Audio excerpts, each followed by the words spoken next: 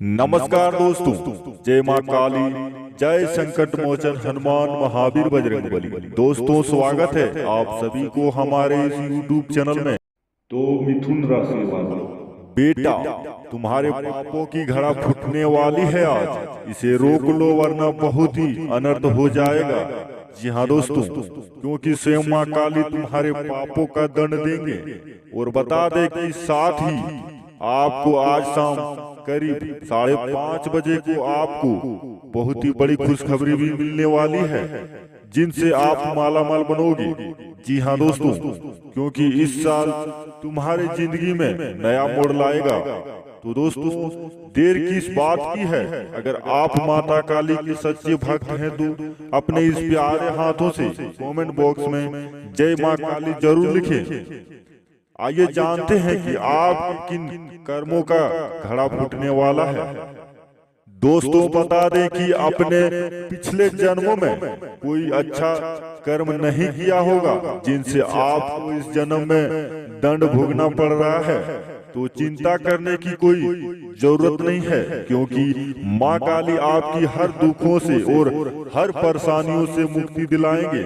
बस आप मन को सच्चे मन से याद करें, माँ की आपके हर बिगड़े से बिगड़े काम बना देंगे और आपकी हर दुखों से मुक्ति मिलेगा। तो दोस्तों, जब पाप का घड़ा भर जाता है तो उसके ऐसे पतन की शुरुआत होती है जहां से वह उबर नहीं पाता। वह ऐसी गलतियां करता है कि संगे संबंधी भी मुड़ जाते हैं और मोड़ लेने पर मजबूर हो जाते हैं। सामाजिक परिस्थितियां भी धूल में मिल जाती है, शरीर भी साथ नहीं देता।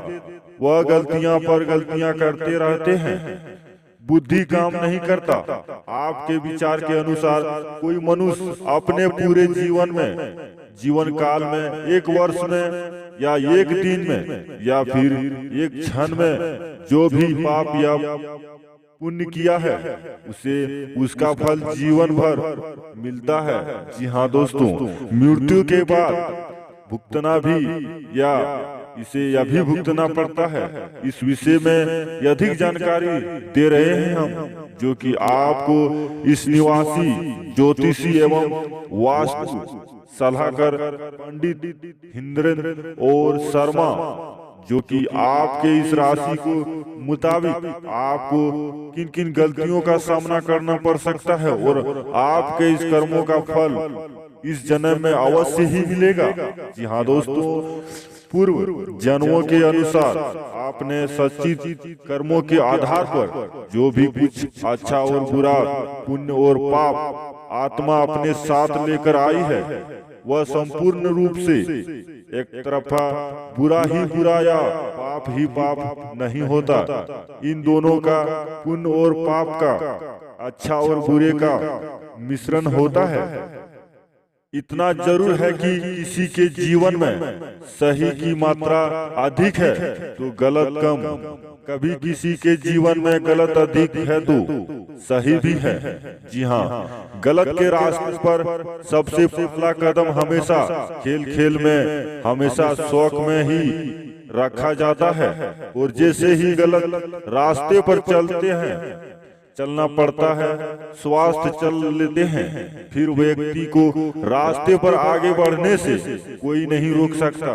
वो एक शेर है, तो फिर एकदम गलत उठा था उस राहु काल में। आपको शौक में जिंदगी भर उम्र तमाम मुझे ढूंढती रही है। गरुड़ पुराण के अनुसार मनुष्य के कर्म ही उसके पुण्य जन्म की निर्धारित करते हैं। मनुष्य अपने जीवन में अच्छे कर्म करता है तो वह सांसारिक संबंधों से मुक्त होकर मोक्ष प्राप्त करता है। वही जो मनुष्य अपने जीवन में केवल पाप करता है, उसकी आत्मा को नरक में भेज जाती है। जी हाँ दोस्तों, ये बात सच्ची है। और आपको बता दें कि माँ काली के भक्त हैं तो आपने इस प्यारे हाथों से कमेंट बॉक्स में जय माँ काली लिख दें, क्योंकि माँ काली की कृपा बहुत ही बड़े दयालु हैं। उनकी कृपा सदैव अपने भक्तों पे पड़ी है और आपके हर दुखों से मुक्ति दिलाएंगे। जी हाँ दोस्तों, बस आप वीडियो को पूरी तरह देख लें, आपकी जिंदगी ही बदल जाएंगे। तो दोस्तों, मनुष्य के कर्मों के अनुसार उस आत्मा को यातनाएं दी जाती है। नरक में यातनाएं झेलने के बाद आत्मा को पुनर्जन्म मिलता है। पौराणिक शास्त्रों के अनुसार पुनर्जन्म मृत्यु के तीसरे दिन से लेकर 40 दिन में होता है। इस प्रकार से अच्छे कर्म का फल हमेशा सुखदायी होता है। इसीलिए हमें सर्वदा अच्छे कर्म, श्रेष्ठ कर्म और उत्तम कर्म जिसमें आत्मा को सुख होता है, आत्मा की मुक्ति हो और सर्वजन के लिए हितकारी, ऐसा श्रेष्ठ कर्म सदैव करना चाहिए।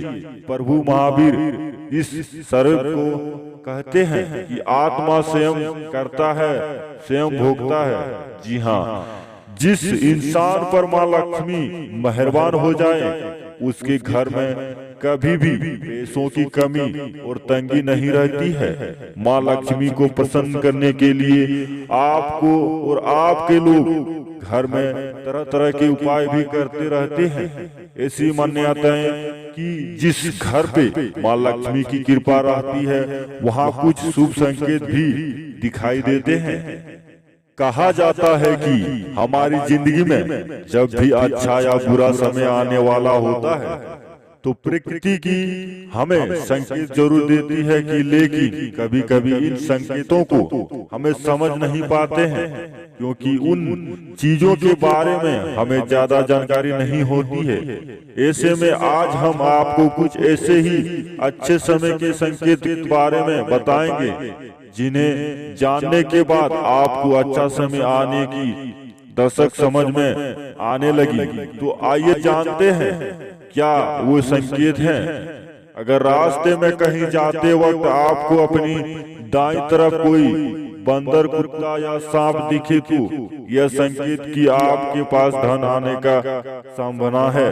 और यदि सुबह उठते ही आपको पूजा का नारियल के दर्शन हो जाए तो इसका मतलब आप पर माँ लक्ष्मी की कृपा होने वाली है। जब भी आपके घर के सामने आँख का पौधा और उगता हुए नजर आए तो समझ लीजिए आपका अच्छा समय आने वाला है। ये संकेत काफी शुभ माना जाता है। अगर आप किसी जरूरी काम के लिए घर से निकल रहे हैं तो किसी व्यक्ति के साथ में जल से भरा हुआ पात्र आपको दिख जाए तो यह संपत्ति का संकेत होता है। अगर आपके घर द्वार पर गाय आकर रंभाते हैं तो यह घर में मुख्य और सुख समृद्धि आने का संकेत होता है।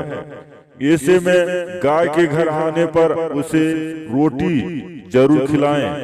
अगर आप यह काम को जरूरी यात्रा पर जाने वाले हैं और घर के निकलते ही आपको ये याद रखें कि आप कुछ सामान को भूल रहे हैं तो यह बुरा समय टहलने का संकेत आता है।